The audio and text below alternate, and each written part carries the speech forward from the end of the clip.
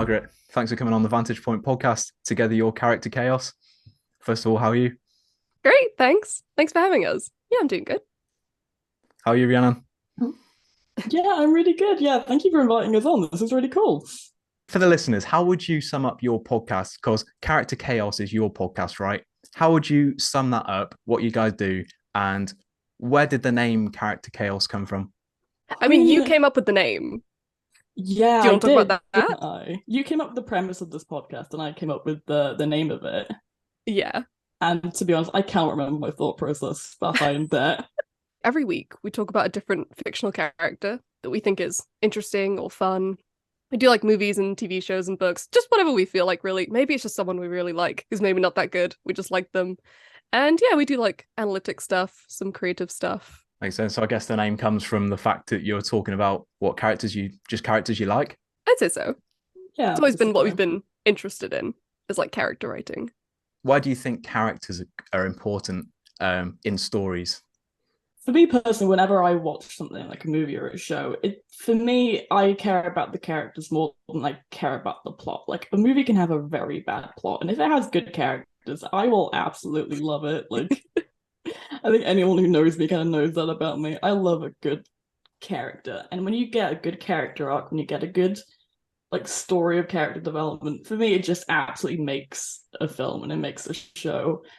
And like me and Margaret just have so much fun just kind of humanizing these people, just kind of like making fun of them, like appreciating them. And we have so much fun just talking about the character specifically on the podcast.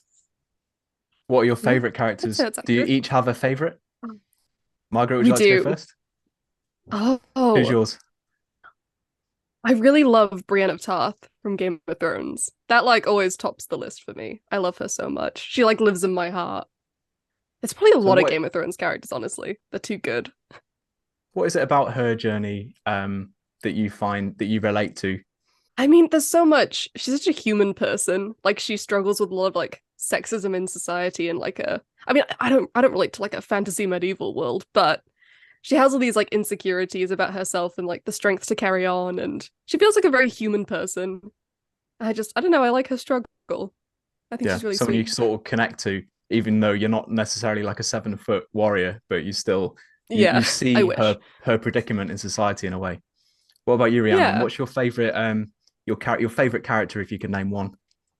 My favorite character probably is also from Game of Thrones. So for a bit of variety, I'll give you my second favorite character, and that would be Sam Wilson from Marvel, Captain America.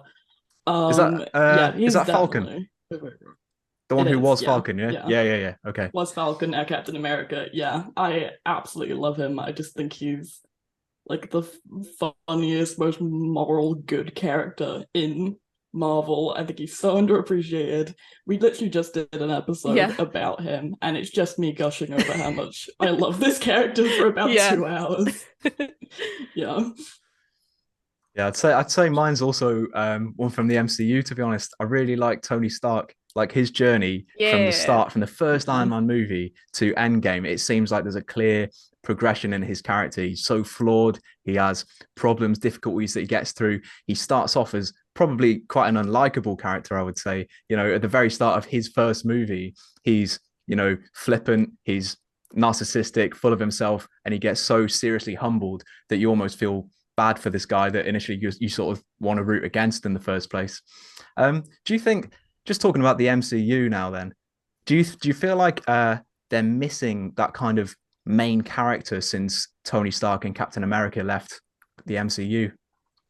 I'd say that's fair to say. I don't think we have a lack of good characters, but I think they're not focusing very well on any of them. Like I think like Sam or like Stephen Strange or like Wanda, there are plenty of characters that could like carry the story in that like central emotional way, but I don't think they've decided who it wants to be yet. But I'd say it's fair to say that that void hasn't really been filled yet. To be fair, I've never actually kind of heard it like spoken like that. But yeah, I think you're right. I think it is a little bit of a problem. We always kind of think who right now could be leading the Avengers, and even though it's probably most likely going to be someone like Sam or Steven, it's like, yeah, I think what like the first three phases of the MCU had in its favor was it had that core three. You know, it had Thor, it had Steve Rogers, it had Tony Stark, which really grounded them all, and then the characters worked kind of coming out from that. And yeah, I think it will fall into place. I think once we start getting the Avengers movies, I think it will come together, and we'll know who our new three are or whatever. Yeah, I have faith. Yeah. Who do you think it should be then? Who do you think we should sort of hold as the main, like the leader, as you put it, as of the Avengers? Is it a Tom Holland, like a Spider-Man, or is it like maybe a character we've not even had yet, one of these younger versions of a character? Do you think it will be one of them that comes through? If you had to predict it now, who do you think is the main journey we'll sort of focus on? Because at some point it's got to all come together, hasn't it, for these movies? It's got to focus on a few main characters, essentially, like the previous, the more successful, I would say, phases of the MCU did with Captain America and Iron Man. Who do you think that'll be? I think Tom Holland's an interesting shout because he obviously has the like charisma to really carry something like that, but I don't think Peter Parker's that kind of character. I don't think he's built for that kind of role. I think he's more tackling his own side things. I don't know if he'd be the right choice, but I don't know, is Stephen a good choice? I feel like Benedict Cumberbatch as Stephen has that like charisma to carry. I don't know what Carol is doing yet as Captain Marvel, but she'd be good. It's interesting. What do you think? I think they really wanted Captain Marvel to be the face of it following Endgame. It was quite a strategic move to drop the Captain Marvel movie right before Endgame. Yeah, that's I think true. that's what they were hoping would be the sort of fan favorite character. But I think your Tom Holland Spider-Man probably fan favorite at the moment, I would say. Yeah, probably. Yeah, Sam Wilson's a good shout. I think, at Captain America for sure. Yeah. What do you think, Rhiannon? Sam's got to do it. Yeah, Sam Train. I thought you might agree with that. It's got to be Sam. That man is a natural leader. He is born to lead. Like, it's got to be him. I mean, he was Steve's choice. Literally. Here you go. Yeah. Gotta listen to Captain America. What can you say? If it's not Sam, I'm gonna be mad. You're gonna throw a fit. I will. I'd watch out, Kevin. She's serious. I am. What do you think of Bucky not getting the shield? Do you think it should have been him? Not at all. He is not. Why is that? Like, I absolutely love Bucky because he's a follower. He's not a leader. Like, that man has always been like second in command to Steve, and he's never shown any signs of being a leader. I think he's a good person. I think he's a caring person, but I think Sam has those qualities that Steve had, and he can lead people. He can inspire faith, and he knows what to do. I don't think Bucky would be good in that role at all. Like, this is always going to be Sam's job, always. Sorry, I care a lot about this. I've argued with so many random people on Facebook about this. Yeah, you've actually gone onto Facebook and argued with people about this very specific thing. Yeah, I actually have. You've been preparing your whole life for that question. Yeah. That's dedication. What are your thoughts on I touched earlier on like younger characters who are coming in who are some of them are name for name replacements of the characters we've sort of seen in the MCU so far. Like there's a younger Hawkeye now, there's a younger Iron Man essentially in the Black Panther movie.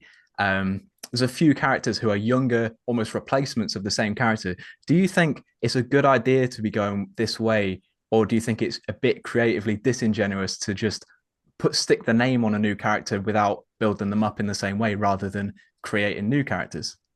What are your thoughts on that? I feel like as a business decision, it's obviously a good idea because, they're thinking about expanding Marvel and making sure it lasts. So it makes sense that you want to like plant the seeds quite early for certain characters that could like continue on. And I don't think it's not really a creative decision necessarily. It does feel like characters are kind of thrown in with the future in mind. But I could see creatively it's still working out as long as they do give them like attention. Like Ironheart got like one scene in Black Panther really about her. I don't think she's there yet, and I still think people don't feel very warmly towards her being her own character yet, but I think as long as they put in the time, they could. I mean, I have high hopes for Wiccan and Speed, Wanda's kids, who are now currently still like 10, but like, I think they could really become something, but it depends if really creatively they put in that time and effort. But it would take time, I think, to like basically start from the beginning. Like basically give them their own Iron Man and really build them up from something that feels unique to them and is not just relying on like, oh, you saw Iron Man, maybe you'll like this. I think you've got to really give them the like, I don't know, you got to believe in them as a character, I think. Yeah, absolutely. I think it's a tough decision, isn't it? Because you want to keep going with that kind of IP. The name holds value now. When they first did Iron Man, that name had no value almost, unless you're a comic book fan. And now it's a massive name, so they need something to fill it. But like you say, they've got to tell a compelling story to make you invest in that new character. Otherwise, you're constantly going to be held to the comparison of, well, Robert Downey Jr. did it better. It's always going to be that unless you do something either different or better, which, either's hard. Yeah, I think I don't mind. I don't mind them kind of being copies in a way, because they all feel like people in their own right. Like they don't, like, I don't know, the characters don't feel anything like the old versions of them. I think they're like people in their own right, I don't mind it. Yeah, you run a risk of you don't want someone too similar, or it is really going to feel like copying, isn't it? At least they're coming at it from different angles, I suppose. I'd say they're probably leading up to like a Young Avengers type movie. Do you think that's what they're doing? Oh yeah, it's coming. Definitely. I think basically everyone's in place. They just gotta get them together. But I think we've seen basically everyone at least once in like a little scene. I think they know what they're doing. Yeah, they're laying out the groundwork now. Marvel has developed a quite kind of a trademark style of this kind of quippy humor that they have in movies now. So this started in Guardians of the Galaxy and Thor Ragnarok, where it worked really well.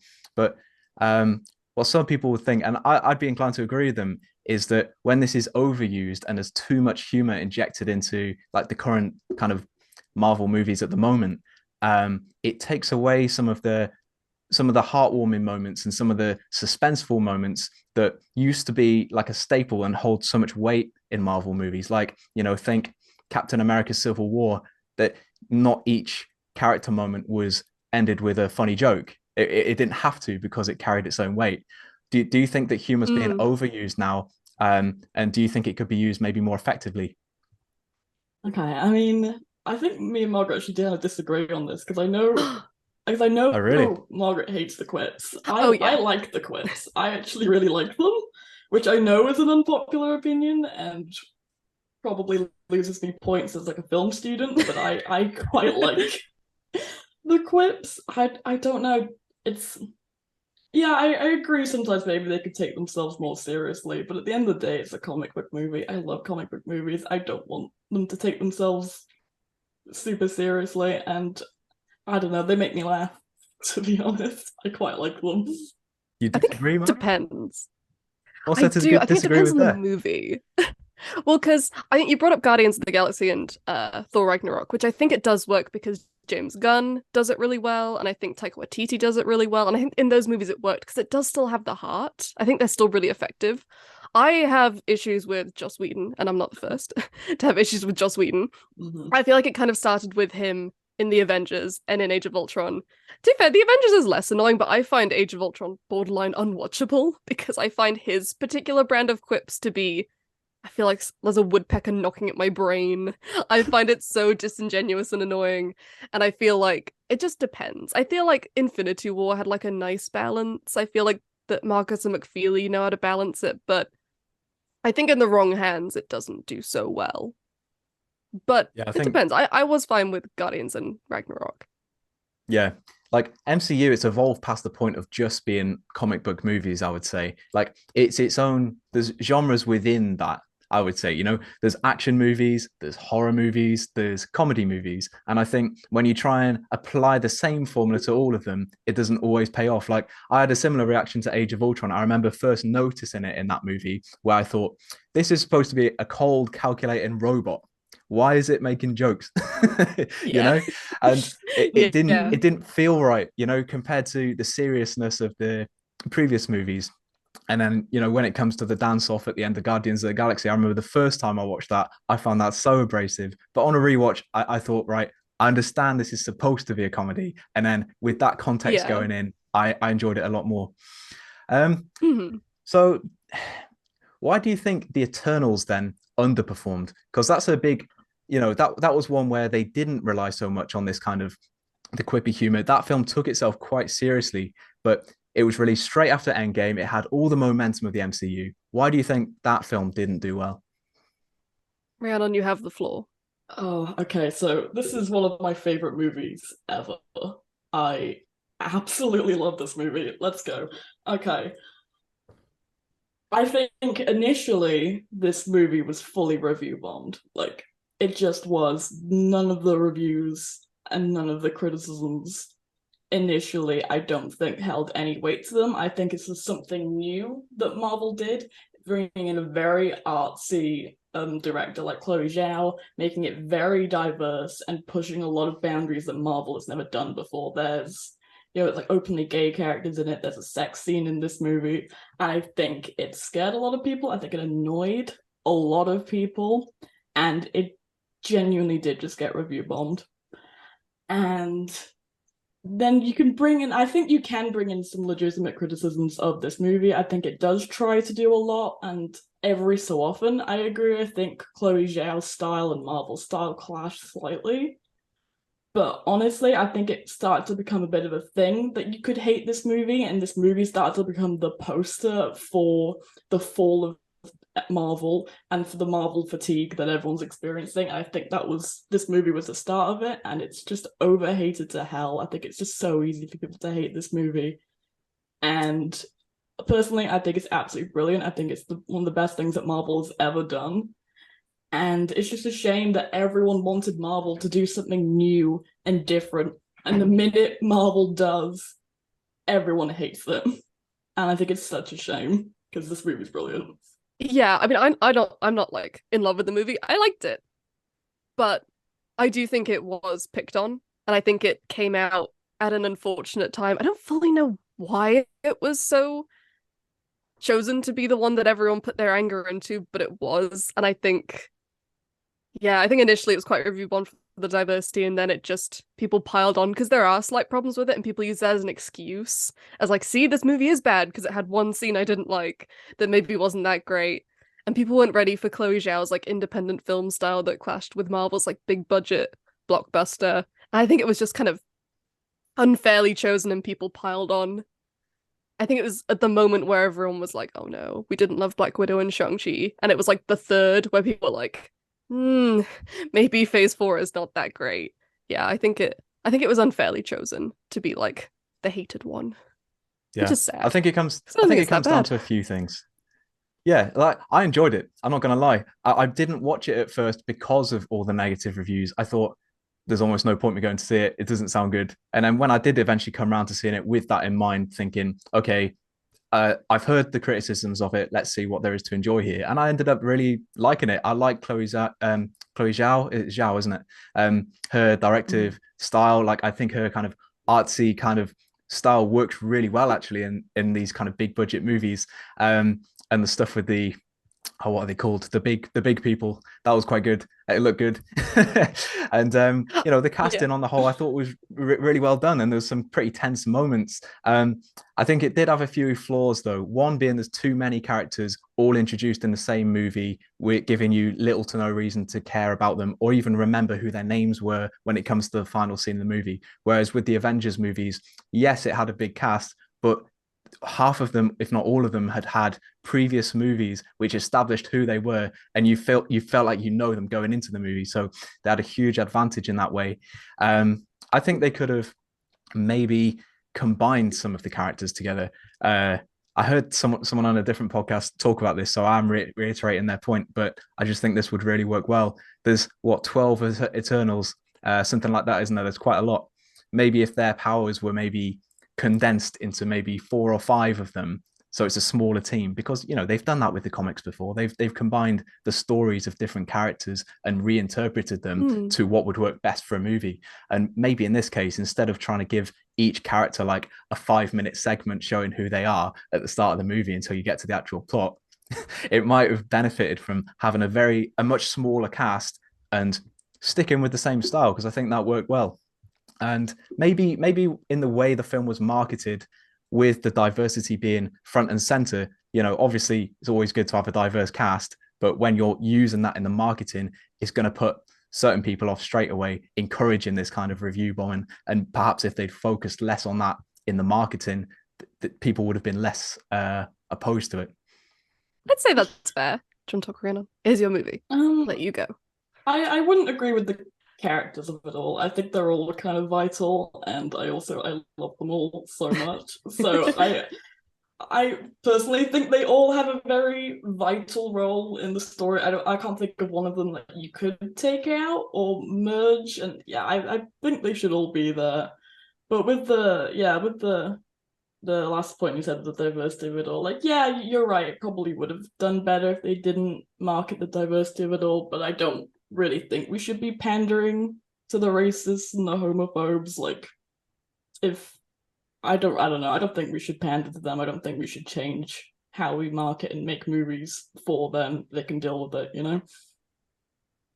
Yeah, I think it was more that it was clearly a political movement at the time, and it might have looked at people who aren't necessarily racist or homophobes that they're just piggybacking off the back of the obvious traction that you can get from bringing it up, rather than just saying, here's a good story, here you go.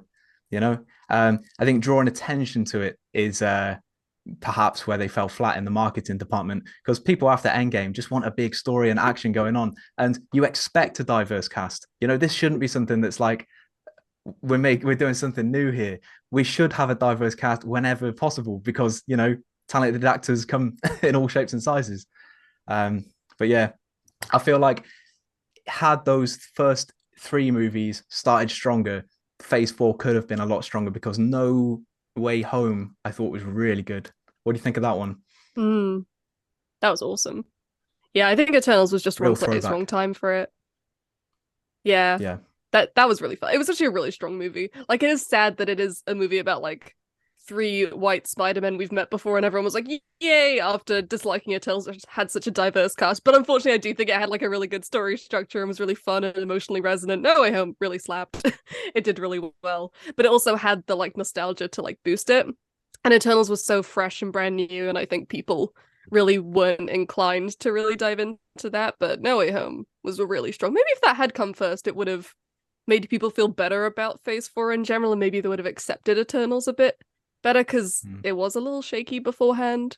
Maybe. It's a good point. I've seen a lot of people go talk now about Eternals as like, oh, actually that was really good, and we kind of glossed over it at the time. And I think that's a fair point, because I certainly had that perspective. I glossed over it. I think at the time it came out, I thought, there's a lot of negativity surrounding it. It doesn't feel the same as some of the other big movies. But now on a rewatch, I'd say that's probably one of the stronger Phase 4 entries, in my opinion. Yeah, I think history will look favorably on it, especially because it was so different. I think people can be like, oh, remember when Marvel used to do that really different thing and did that really interesting, like, visually different style? That was nice. Yeah. I hope it doesn't put them off trying different stuff, trying new things. Yeah. And I hope they keep trying new things rather than settling into a formula. Now, I'd like to talk a little bit before we end about my favorite TV series, which is Game of Thrones. And I know you guys are big fans. I really enjoyed it. I even enjoyed the controversial season 8. What did you think of season 8? Did you enjoy it? Do you think it was a good ending or a rushed ending, or what? How could they have fixed it? We hated it, and I thought it was very rushed. However, I do see why people enjoyed it, because I think at the time I was so swelled with emotion that I was like, that was fun. And then I go and rewatch it and I'm like, oh no, this really didn't work. Same. But yeah. But visually the actors are great, and it looks great, and the sets are great, and it's just the script wasn't there. I think the writers really needed to care about the story they were writing, and like put time and effort, and not condense into 6 episodes where things just happen without any character moments or development or good. It was just so rushed and so squished, and D&D clearly wanted to get out of there and make all the movies that have now been cancelled because season 8 was so bad. Yeah, I think the script just needed to be like handled with care and like attention to the characters. Just wasn't there. Yeah, I completely agree. Season 8 is atrocious. It's so bad. Like, it's almost quite impressive just how every single character in season 8 of Game of Thrones just is a completely different person. They're unrecognizable. Every single moment of character development they've ever gone through, everything that makes them them, is just gone. And everyone is just a shell of a person. And it's really, really hard to watch when we've spent years investing in these characters and wanting to know what happened to them. And then they're just completely different people. We talked about Jaime Lannister on the first ever episode that we did. And I think he's the perfect example of that, of how he goes on this perfect character arc to become a good person. And then in the last 2 episodes, he just abandons all of that to go and side with Cersei again. And it just puts such a bitter taste in your mouth after what was a brilliant show. And just to end on that, it's just such a shame. It's just such a waste, you know? Yeah. No thought put into it. Just wasn't good. Wasted potential, I would say, sums that up, to be honest. There's so much built up with the White Walkers, with them carving the symbols into floor, and you were wondering, what does all this mean? It didn't go anywhere. And the whole thing with Daenerys, I don't mind the twist of her going crazy, but give it a bit of time to breathe, give it a season or 2 to build up. Don't just put it in one episode where she just randomly goes nuts. And the White Walkers being taken out, they take out one of them and they all turn into slush puppies. What happened there? Yeah. Now we've only got a few minutes left, so we're gonna have to wrap up. But I just got one final question for you both. Is season 1 Jaime Lannister secretly Prince Charming from Shrek? Yes or no? Yes. Yes, he is. He is absolutely. Yes. The clues are there. It's so obvious. They were leading us there, and we saw it. Absolutely. Same man. Yeah. It's a Shrek prequel. No. It's a Shrek prequel. Game of Thrones. That's definitely the case. It's a Shrek Absolutely. prequel. Absolutely. Right. Shrek prequel confirmed. Thanks so much for coming on, guys. Character Chaos. Go and check out their podcast. Thanks so much for coming on. Thank you so much for having us. Yeah, thank you. This was really fun.